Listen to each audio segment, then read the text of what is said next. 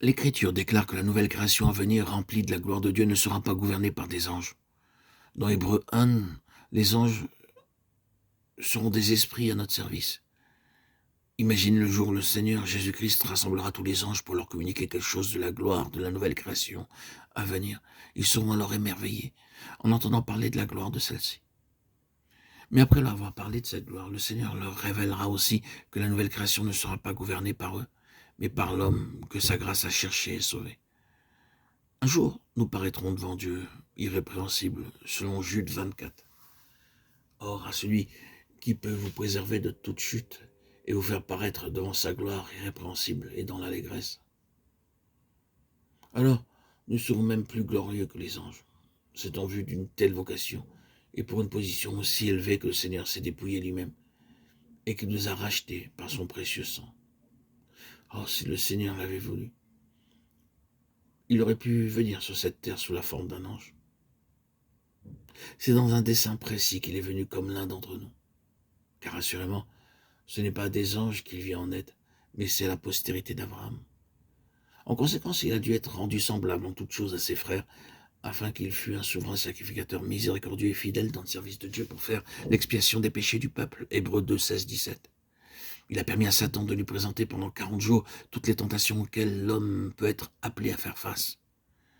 Jésus, rempli du Saint-Esprit, revint du Jourdain, et il fut conduit par l'Esprit dans le désert, où il fut tenté par le diable pendant 40 jours. Il ne mangea rien durant ces jours-là, et après qu'il fut écoulé, il eut faim. Luc 4, 1, 2. Et c'est par amour pour nous qu'il a vaincu toutes ces tentations. Aussi connaît-il toutes les espèces de tentations que nous devons affronter.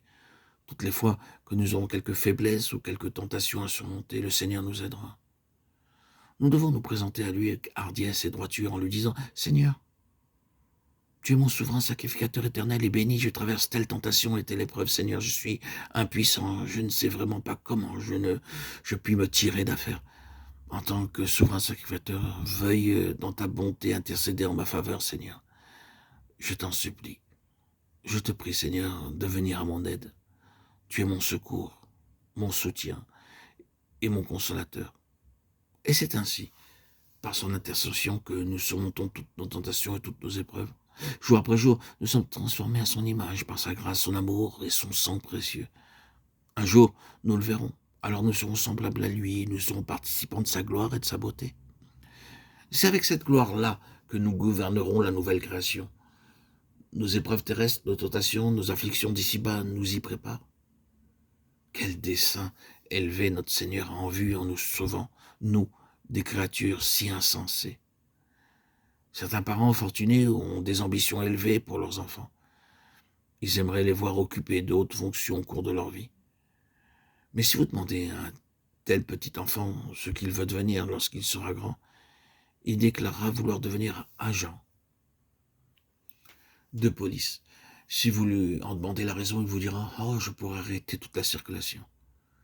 En tant qu'enfants, ils ne peuvent pas comprendre le grand dessein de leurs parents pour leur existence. Or, bien souvent, nous ne comprenons pas le grand dessein de notre Père Céleste pour nos vies.